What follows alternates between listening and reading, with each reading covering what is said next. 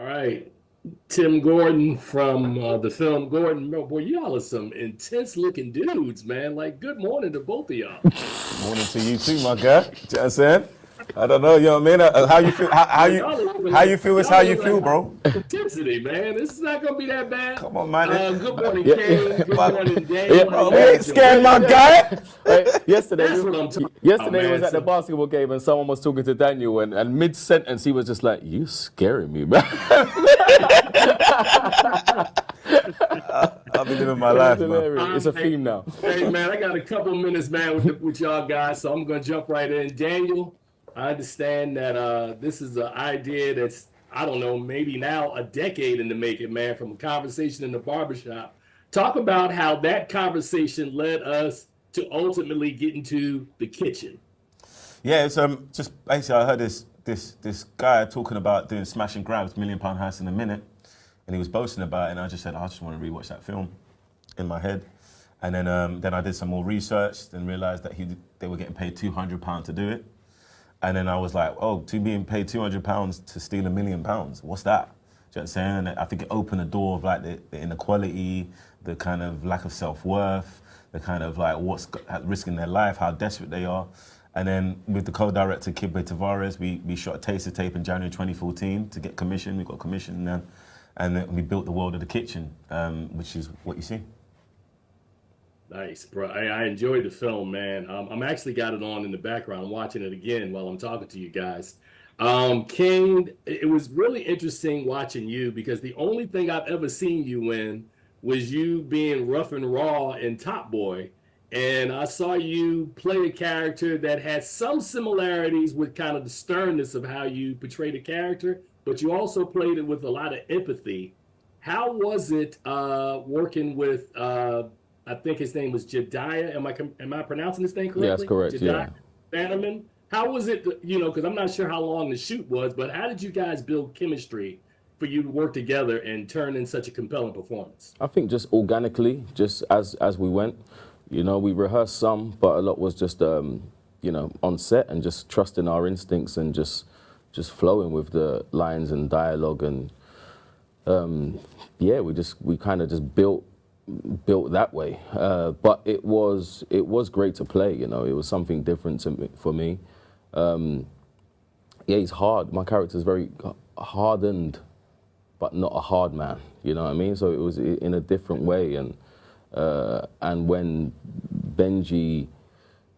when he found out about Benji, it kind of like opened up a gap within him that he just like was trying to close. You know what I mean? Trying to close off, shut down. I don't want to let anyone in. You realize later on people have left him before. Maybe he didn't want to open himself up to be left again.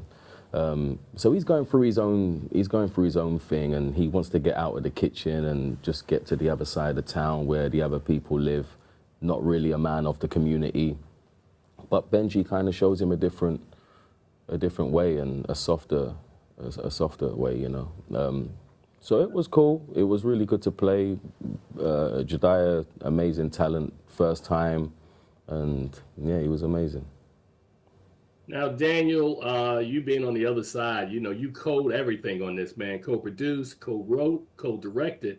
Talk a little bit about the process of building the world because you talk about it being a dystopian future. It looked like a regular future with just a couple of tweaks here and there, something that didn't look so out there, man. Talk a little bit about how you and your team developed the production side, the look of the kitchen. Yeah, that's something that me and the co-director Kibbe Tavares, we kind of sat down, and at the beginning of the process we saw that a lot of British film like kind of prided themselves of its minimalism, and we wanted to do maximalism. And then we sat down with a futurist, and he really spoke with us about how the future works, and how in terms of like, so say as if you're on the road and something is Johnson's and Sons and it sells meat and there's a butcher's, in 100 years time, it's now called Iceland's, which is like a chain, but it still sells meat. You know what I mean? And it's just that fact that it has the aesthetic of the time that reflects the time, and it's like another layer of wallpaper, but it still has echoes of the past. So that's what we kind of leaned on the familiarity of our world now and kind of put layers on top of it to make it feel like accurate, because what we're describing is showing that, oh, they have technology that we don't recognize, but this is not the best technology of that time. You know what I mean? So it was that kind of aesthetic that we was going for, and it was more about the community and the connection. It was not, the technology wasn't as efficient as it was in the outside world, which is much more slick and sleek, and kind of even like the font color and the pixelation is just a different level of quality, and that's what we was trying to build with the whole aesthetic in the world. Well, cool. Hey, man. So I'm glad that my time is out, but for both of you guys. But continued success. The Kitchen, of course, debuts on Netflix on the 19th of January. Look forward to exposing more audiences to it, and continued success to the both of you. Thank you so much, man. Thank you.